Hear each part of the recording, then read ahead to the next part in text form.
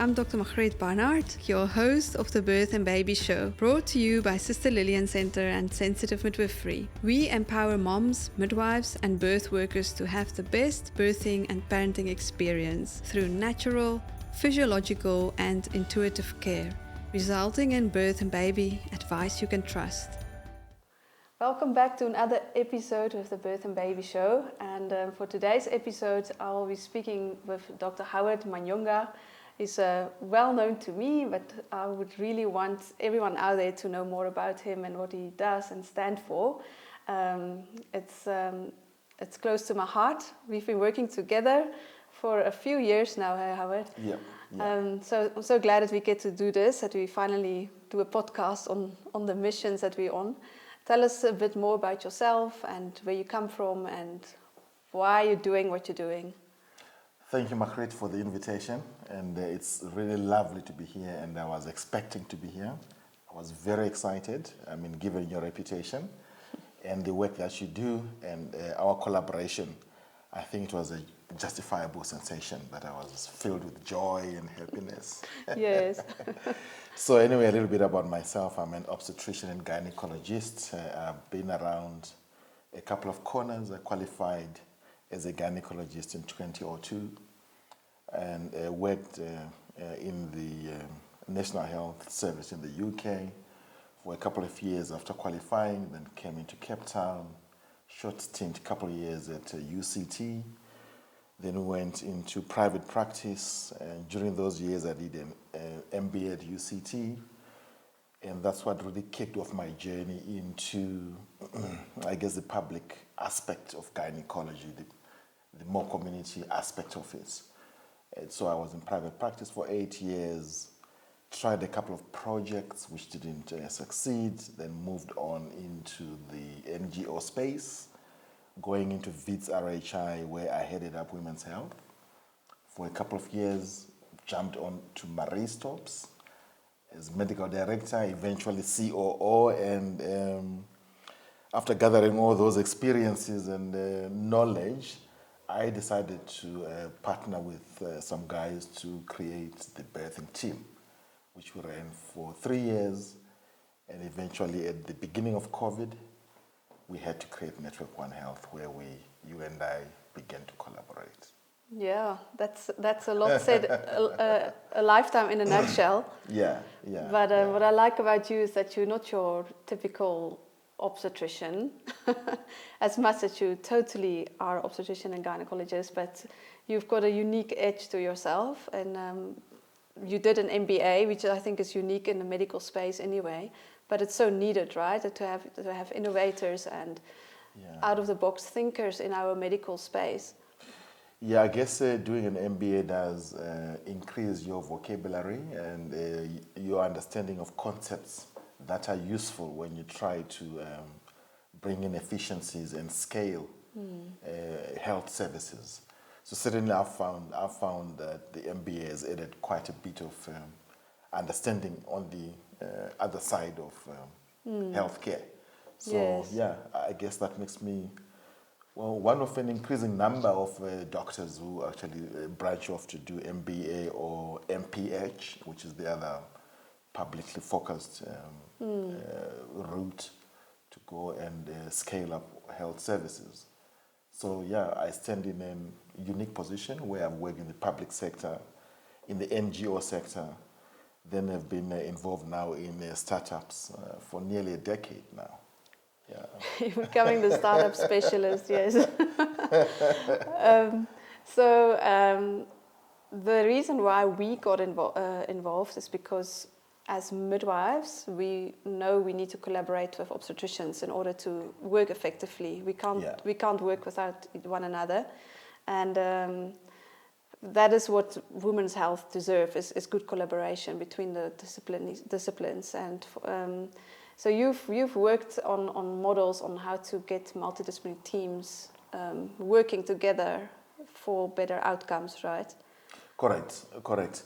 I guess the underlying principle there is that healthcare is a team sport, which must be played by teams. Mm-hmm. Unfortunately, in our environment, quite often, the game is played by individuals in solo practices or in monodisciplinary groups, which means only midwives working together or only obstetricians working together. But what you really need is a mixture of the disciplines working together. And that's quite rare to find in the private sector. And I would hazard to guess that we're one of the first ones who have systematized it, and they have experimented with different types of setup, but all of them underpinned by that desire to bring a team together to work for the lady. Exactly. I think in South Africa we've got pockets of little collaboration where one midwife finds a doctor willing to work with her, yes, or him. But for me, I did my basic training, as you know, in Europe, yes. and in the Netherlands we have a strong midwife-led approach to birth. So I was really, really surprised that it is so difficult to have doctors to work with midwives, because in my understanding, that is just how it should be. Like, Yes. there's not a choice. That's just Yes. how it is. So, yeah, fast forward with all the lessons I've learned in independent practice and the toughness out there to Yes. find reliable collaboration, reliable backup. It shouldn't be so tough. There is really such a need for an alternative. And as you said, you try to systemize it. Yes. You've learned your lessons with the birthing team, and now you're doing that with Network One Health. Yeah, absolutely. I think you have picked the central theme, which is you can't do it alone.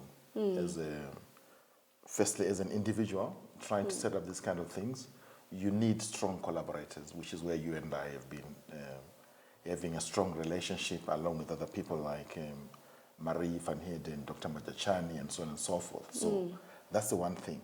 The second thing is that as a profession, as an obstetrician, you can't do it without a midwife or a doula or a pediatrician.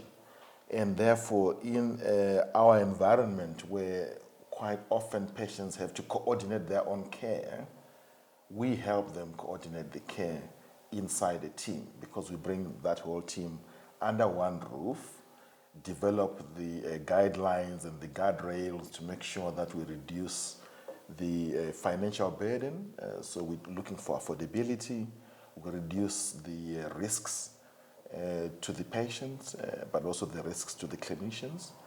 And above all, we then try to ensure that patients are experiencing health care in a predictable, and their journeys are pleasant. So the team, and then the coordination, but also that focus on patient experience is what really is important, particularly when you understand that what pregnant women are looking for, most of them are healthy. In fact, pregnancy is not a disease, as you and I know, but they're looking for support. And only a team can have that capacity to properly and adequately support a pregnant woman. And the realization when I was in the private practice that when you are working alone, you leave gaps. There are some gaps in the care of the woman. In her journey with you, there are certainly gaps that I, as an obstetrician, I'm unable to fulfill. Where a midwife or a doula is perfectly trained and have the experience to fill that gap. And I think bringing those elements together gives the best chance of quality, but also of a nice experience. Exactly. I was thinking that it is also rewarding to work like that, as a in a team, and as a doctor to do what you are good at, and for midwives to do what they are good at, and then work together.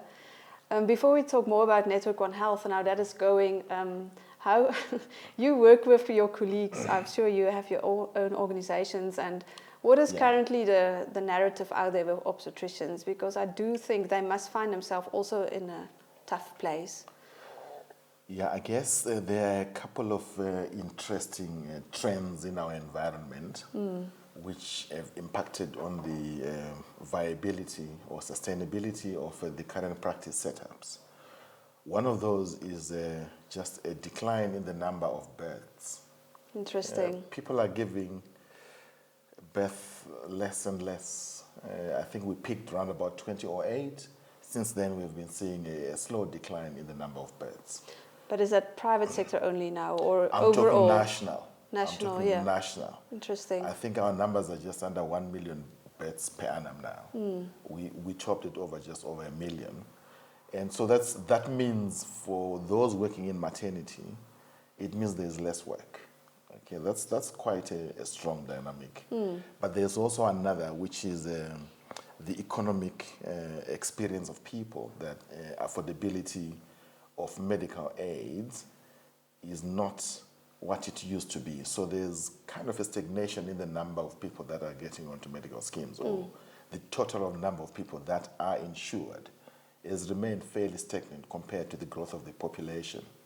So what it means, therefore, it means that the proportion that's insured is probably stagnant or all declining. Therefore, less opportunity for those that are working in the private sector, Right. depending on medical aid.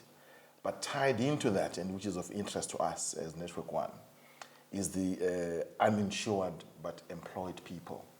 People that could otherwise afford a private practice experience where it priced for affordability. That number, we see it as an interesting dynamic because it's not quite predictable, because as people are getting under economic pressure, sometimes they forego medical aid, and therefore they end up in the cash pool, okay? And people sometimes are now buying down in the medical aid, no longer getting the more comprehensive plans, opting for hospital plans or some other kind of defined benefits.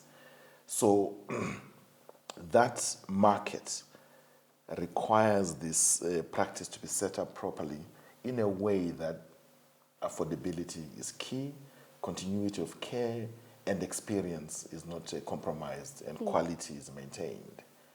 And it's very difficult to do that if you work alone. Yeah. And I guess the combination of all those factors, when you put it in front of a beginner in obstetrics and gynecology, it's quite frightening to know where to start, how to set up, where to set up, because there's a high concentration of specialists in the urban and peri-urban areas, Yeah. where there's the population that can pay. And therefore, the competition there is really hyper competition. Yeah, and therefore less opportunities for startups. And Yes. that pressure seems to be the same for midwives, and then couple that with high cost of indemnifying yourself. So the cost of starting as a solo practitioner have actually increased quite significantly. Therefore, we believe there may be some advantages in thinking, how would a team address some of those difficulties? So, And yeah. then there's obviously also the medical insurance that has come into play. That makes it expensive. Correct. So that's the indemnity, where the malpractice cover. Yes. Which is, for those who might not understand, insurance that midwives and other healthcare providers take to protect themselves against medical legal suits when there's been a disagreement or a bad outcome. Yeah. That has increased exponentially over the last 10 to 15 years. And indeed, a lot of doctors are just hazarding it without insurance at all. Or they're underinsured, which means if they were to get sued, they might find themselves unable to defend themselves. Sure. So that's a huge deterrent to people perhaps experimenting with new setups, because they don't fully understand how that impacts on their own risk. And also, I guess, when it comes to obstetricians working with midwives, that risk element, or the perceived increase in the risk to the obstetrician, is sometimes a barrier into why obstetricians are loath to collaborate with midwives. Correct, I think you nailed it there, yeah. So Howard, with the Network One Health concept and idea you have, obviously you have a vision that it's scalable, because you really wanted to create a solution. How do you see that? What are your opportunities and what are your threats? Well, I guess let me first explain what the idea is, and then we can have a discussion about whether you and I agree whether it is scalable or not. Right. So the starting point is that there has to be an organizing entity that corrals together the midwives, doulas, obstetricians, sonographers, and whoever else you need in that team. Okay? So whether that is a group of midwives who partner with doctors, or obstetricians who bring together the rest of the team, it really doesn't matter. But at the end of it, what you want is a team that can be held accountable professionally and ethically. And it's identifiable that this is the team that's responsible for your care, right? That's the first thing. The second thing is you have to give that team the tools and the culture to work together. And thirdly, you have to convince your purchasers of the services that the team is as good as the individual doctor. Okay? And I guess those are the elements that you want to address when you're thinking about how do we go to scale. So in the case of Network One, I think because I'm an obstetrician, I have gathered a couple of other obstetricians and we have created an incorporated practice, which means it can operate in multiple sites and can contract and employ other practitioners. We have also developed inside the team very strong processes and procedures and guidelines and protocols to ensure that each team is performing the tasks in a repeatable and consistent manner. Because at the end of it, that's where your efficiencies and gains in value are going to occur if you standardize your practice. So we have standardized that. So once you have those elements together, we believe to go to scale is quite easy because you just have got to a site, find the champion who's willing to build the team. We've already understood how the teams must be set up, what artifacts and processes and protocols must be in place, what agreements. This is what I've spent the last nearly a decade developing documents and processes that are consistent with all the regulators, whether this is the South African Nursing Council, the Health Professions Council, the Department of Health, and so on. So because we're a regulated profession, those things have to be really watertight. And we already talked about the risk of being sued and indemnity and malpractice insurance. We also spend a lot of time understanding that and working with the brokers and the underwriters to ensure that they begin to indemnify teams rather than individuals. And that's quite a big jump and something new in the industry. So what I believe is that we have all those pieces in place now.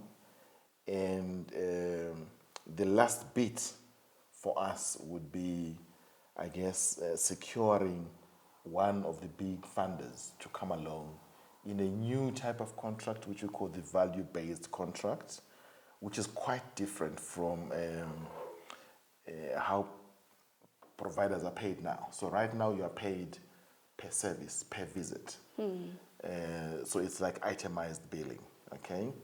In our model, we're saying to the funders, once we enroll your client, we agree at the beginning of the journey what they need. And then we've got a plan, so we can pretty much predict how much we're going to spend. And that's what we have systematized internally. And then we get paid as a team at certain milestones, which reduces the administrative burden for the team. Yes. But also it gives certainty to the patient who's insured that they're not having to go back and forth with authorizations and so on. So you really want them to just concentrate on managing the journey. So we believe once we have secured that kind of a purchaser and our internal processes are fairly understood and fairly encoded and documented, and we have got a team, including yourself, people like Marie and so on, who are quite experienced in change management, then we are ready to go to the center X, Y, Z and build the teams. And we have done quite a lot of work over the past 3 to 5 years, sensitizing midwives, talking to doctors, medical officers, and obstetricians alike. Because in our model, there is a place for GP obstetricians. There's a place for clinical associates and midwives. So we've understood through multiple interactions at conferences, in one-on-one conversations, that there is enough people out there who have understood that the world is changing. Yeah. And we must change it and shape it into the world that you and I desire. And that's a world where women's health and maternity care is affordable, is of high quality, and it gives you a pleasant experience. Yeah, exactly. And I mean, it's quite obvious that we need solutions, and this is definitely a solution that we need desperately in our country, and I think in many other countries. And we've been piloting it. I think we're beyond piloting, probably, I would say. Yeah, we certainly beyond piloting, because I would consider the Network One, where we are, is a successor to the birthing team. So a bit of a history there, that the birthing team actually grew to 4 sites, and altogether we delivered about 3,000 babies in that program. And through its life, which was about 3.5 to 4 years, we learned a lot about how to set up, how to run teams, and how you interface your team with an existing labor ward, which has got its own culture and its own norms and behaviors. So yeah, that's been quite a useful thing to draw on those experiences. And then moving on into Network One, obviously it's been sometimes hit and miss. Yeah. Particularly in the negotiations with the hospitals, but also negotiations with the providers, because they come with different expectations to what we might have assumed ourselves. So it's been a journey where you have to humble yourself and become a constant learner, and you must not be afraid of uncertainty. Right. And you must be able to live with a certain degree of discomfort. Yeah, and I think those elements will carry you far. But I believe that over the last decade that we've done the work, and certainly now in Network One, we started the idea at February 2021. Can you believe? Yeah. February 2021, you and I met and brainstormed it in Bedford View. You remember? Yes. We had breakfast and That's right. Yeah. Yes. Yes, I that came was in down. January 2021. Okay. When we were talking about it, and it was actually before we had decided to solidify into Network One, and we were just toying with the idea that could we marry the midwifery network that you were developing and enhancing at the time, and the idea of the birthing team, to create rather than a hospital-based team, but a much more community-focused team. Correct. Which is how we ended up opening the first office in Woodmead. Yes. Where we still are today. We still are today, yes. And we're still waiting for that time that it will be a network of midwives and doctors. Correct. I think we're nearly there. We're nearly there. I think that's the hard thing of being pioneer in nature, right? And visionary. Correct. And then still to follow the process through. And there's just no shortcuts. Yeah, so I think the pilot phase is done. Yeah. We have learned our lessons, and we have codified a lot of the processes and guidelines, and we're quite comfortable that also even the tools, the digital tools that we have chosen, they are fit for purpose, and they allow us now to supportively supervise a team in Polokwane or a team in Pretoria using a combination of remote support and in-person. So that graduates us now from being a pilot and a demonstration into now we're in the implementing phase where we anticipate that we will go to growth. Yeah, exciting. So exciting days. Exciting, and well done for sticking it out through the tough times and those highs and lows. Yes. So, Dr. Howard, just for the listeners, for the moms that are listening, where can they find Network One Health if they want to be part of the program? Yeah, so Network One Health is fairly well established in Johannesburg North, based at Busamed Motorfontein Hospital in Lynbro Park. We also have a community office in Woodmead, which has been in existence, as I said before, since February or so of 2022. We're also establishing and looking at resuscitating or bringing back our services in Pretoria. And of course, the maternity side is the well-known side of what we do at Network One.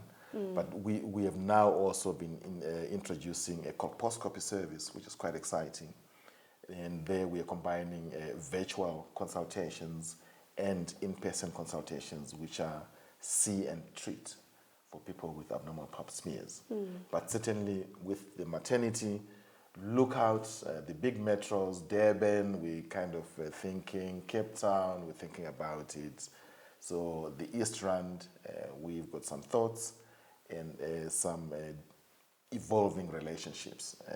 Northwest as well. So yeah, I think if we had our wishes, we would be in 10 or 15 different places by this time next year. Wow, that's a bold target. I love it. And I'm sure there's also providers, midwives especially, have our audience.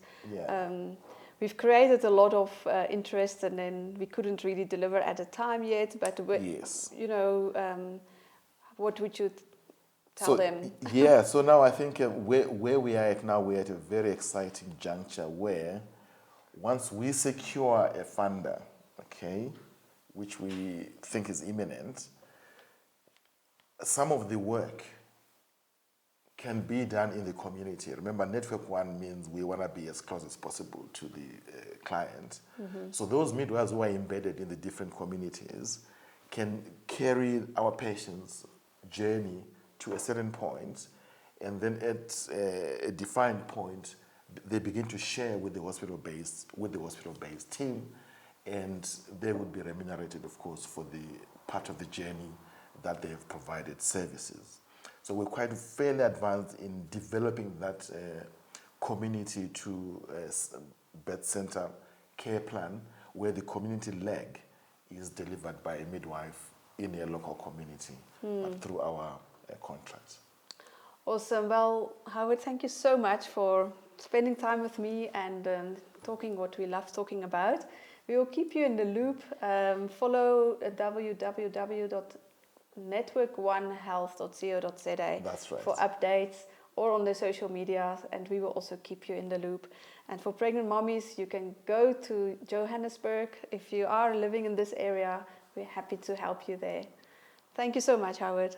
Keep up the good work. Thank you for having me, and good luck in all your endeavors too. Thank you so much. Okay. Thank you so much for joining us today. If you enjoyed this video, please share this with a friend who will benefit from this. And remember to subscribe and hit the bell icon so that you can be notified whenever we release new videos like this on our channel. We'd love to stay in touch and keep you updated with all our latest content and resources to equip and empower you. So if you're a midwife or any type of birth and baby worker, go to sensitivemidwifery.co.za/free gift. If you're a mom, visit sisterlillian.co.za/free gift for more training and resources. That way we can keep you up to date when we release new episodes like this, plus a few other bonuses. You can also find the links I just mentioned in the show notes. Remember, You're making a big difference because you are shaping the future of humankind. Thanks for watching, and I look forward to journeying with you.